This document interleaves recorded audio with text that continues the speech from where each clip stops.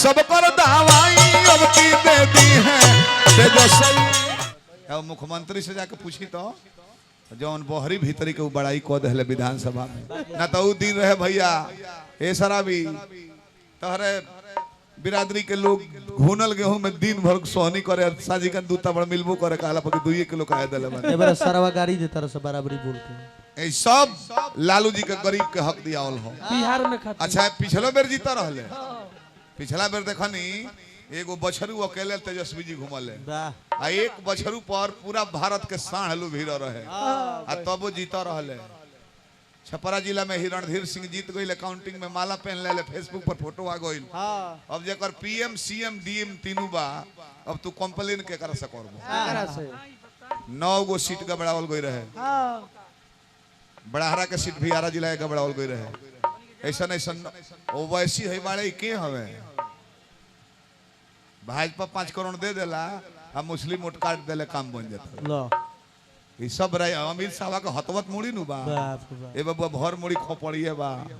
ए बेरे तरह ना तो सिंह का टिकट काट दर लो हो जौन आवत था में तो सरकार लिस्ट में आइले गणकरी जी भी जाए वाला रहे हम तो वो दूसर का लिस्ट में आइले आवता फिर समय आवता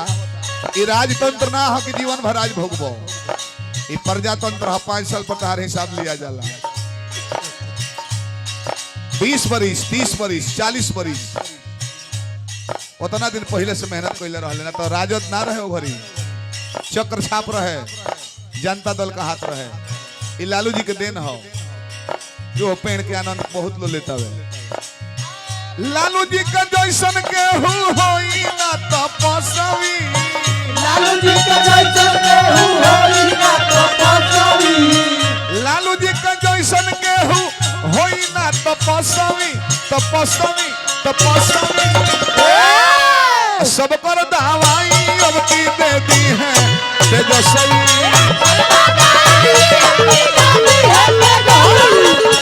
सब कर दवाई अब की दे दी है तेजस्वी।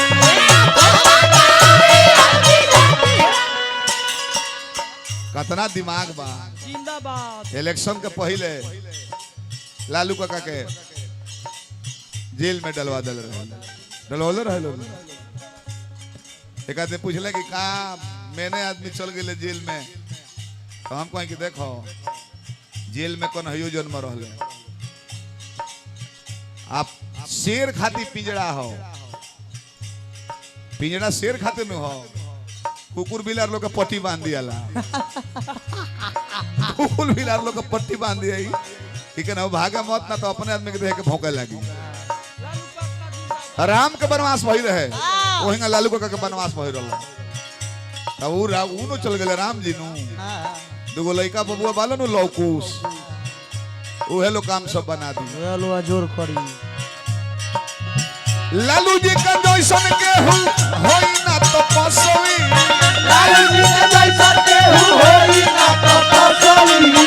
लालू जी का जैसन के होई ना तपस्वी तपस्वी तपस्वी सब कर दवाई अब की देले हाथ जो सब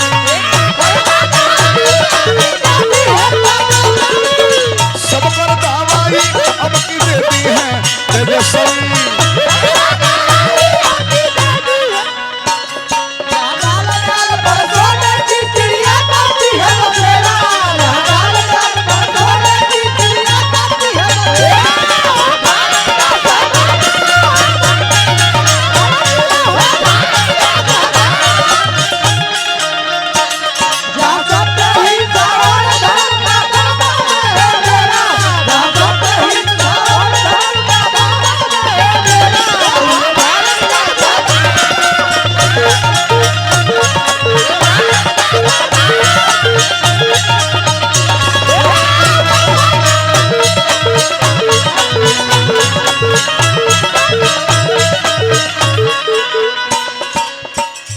यही में अबे 2 दिन पहले टूटे टूटे भरल सरकार का है रसम धरी सीट बंटवारा के बेरा धोबी के एथी के दशा हो जाई ना वो नहीं के ना नहीं के वो है जिन बानी पहले पलटू को कहा तले हैं पलटू पलटू बताई दारू खातिर यूपी में ए बबुआ दारू खातिर